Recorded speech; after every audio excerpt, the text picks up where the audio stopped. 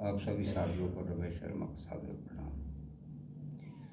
प्रिय साधुओं, संत का जीवन सबके लिए एक मिसाल होता है, क्योंकि संतों से ही कहा गया है कि जिसकी इच्छाओं का अंत हो गया है, ईर्ष्या, द्वेष, राग, अनुराग, मान, अपमान, इन सब से ऊपर उठा व्यक्ति ही संत कहलाता है। ऐसे ही एक संत एक गांव से गुजर रहे थे। भूख लगी थी तो कुछ खाने के इरादे से उन्होंने एक किसान जो कि अपने खेत में खेती कर रहा था उसे कहा कि मुझे बहुत भूख लगी है, अगर तुम्हारे खेत में से कुछ कच्ची सब्जियां खा लो तो तुम्हें कोई आपत्ति है। वो किसान को बहुत गुस्सा आया। उसने कहा, यहाँ धूप में मैं खेती किया तुम्हारे लिए कर रहा हूँ, कट्टे कट्टे आदमी हो, कमा कर क्यों नहीं खाते। और कई तरह के उपदेश देकर अपनी भड़ास निकाल ली।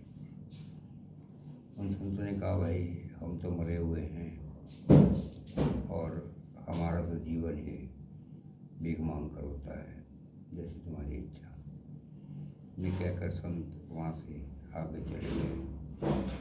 गांव में आकर वो भीख मांगने लगे।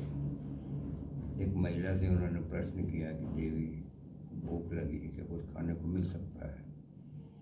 उस महिला ने कहा, महाराज खाने को तैयार तो नहीं है, लेकिन अगर आप कुछ समय ठहरे तो मैं खाना बना देती हूँ। उन संत ने कहा, ठीक है। वह महिला उससे अपने घर ले गई और आंगन में चारपाई डाल दी और स्वयं खाना बनाने लगी। अभी 15-20 मिनट ही हुए थे तो इतने में घर का स्वामी आ गया।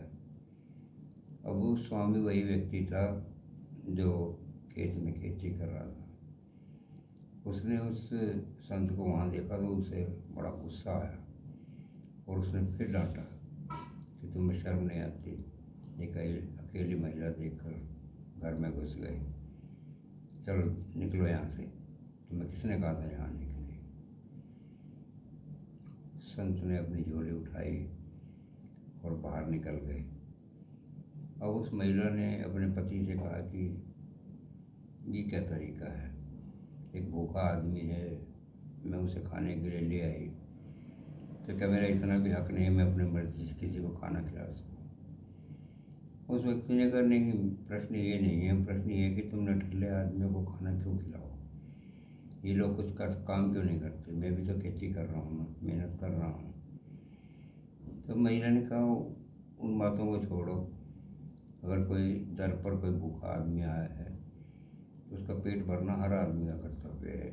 ईश्वर इसी तरह सबका भरण पोषण करता है। उस आदमी ने कहा, चलो ठीक है, जाकर बुला लाओ। उसने कहा कि अब तुमने इतना अपमान कर दिया, क्या वो आएगा। उसने कहा, अगर वाकई में संत होगा तो आएगा। अब वो महिला गई और उन संत को कहा जाकर कि महाराज मुझे क्षमा कर दीजिए, मैं अपने पति के व्यवहार के लिए आपसे माफ़ी मांगती हूँ, आप कृपया भोजन कर लें। वो संत उस महिला के पीछे पीछे वापस आ गए।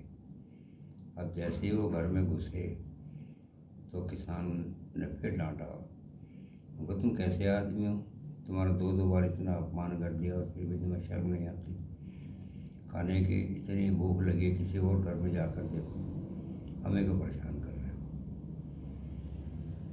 उन संत ने कहा, ठीक है बच्चा, जैसी तुम्हारी इच्छा। अब वो वहाँ से चले गए। अब उस महिला को बहुत गुस्सा आया। उसने कहा, अगर तुम्हें खाना नहीं खिलाना था तो फिर उसे बुलाया ही क्यों था। किसी आदमी का किसी भी तरीके से इस तरह अपमान करना कहाँ तक उचित है। तो उस किसान ने कहा, चलो ठीक है, तुम्हारी बात जो भी तुमने कहा वो ठीक है, तुम जाकर उसे बुला लाओ। उस महिला ने कहा, नहीं, अब मैं नहीं जाऊँगी। तुमने 2-3 बार उसका अपमान कर दिया है, अब मैं नहीं जा सकती।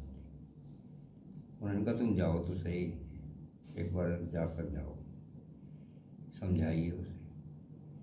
अब वो महिला फिर दोबारा उस संत के पीछे गई। अब उन्होंने चरणों में गिरकर उनसे माफ़ी मांगी कि महाराज मुझे क्षमा कर दीजिए, मेरे पति को न जाने किस बात का गुस्सा है, लेकिन अब वो मान गए, आप चलिए भोजन करिए। वो संत उसके पीछे पीछे फिर आ गए। अब वो जैसे ही दरवाजे में घुसे तो किसान उनके पैरों में पड़ गया। उन्होंने कहा महाराज मुझे क्षमा कर दीजिए, आपने सही कहा था कि आप वाकई में मरे हुए हैं। क्योंकि जब तक इंसान अपना अहम नहीं त्यागता तब तक वो संत नहीं बन सकता। कहा भी गया कि भक्ति की राह में पहले मरना कबूल करो। मरने का अर्थ शरीर त्यागने से नहीं है, मरने का अर्थ ये है कि अपना अहम जो है वो उसे समाप्त करो। क्योंकि अहम जीवन में उन्नति की राह में बहुत बड़ी बाधा है। अहम के रहते हुए हम कोई चीज़ सीख नहीं सकते, किसी का कोई गुण अपना नहीं सकते, क्योंकि हम में अपने आप की जो श्रेष्ठता का भाव हमारे अंदर रहता है और दूसरे के प्रति हीन भावना रहती है। इसलिए जब तक अभिमान का ये वृक्ष लगा रहेगा तब तक विषैले फल वो हमें परेशान करते ही रहेंगे और उनका प्रभाव हमारे जीवन पर किसी न किसी रूप में, किसी न किसी घटना में पड़ता रहेगा। आज के लिए इतना ही। आप सबको मेरा सादर प्रणाम।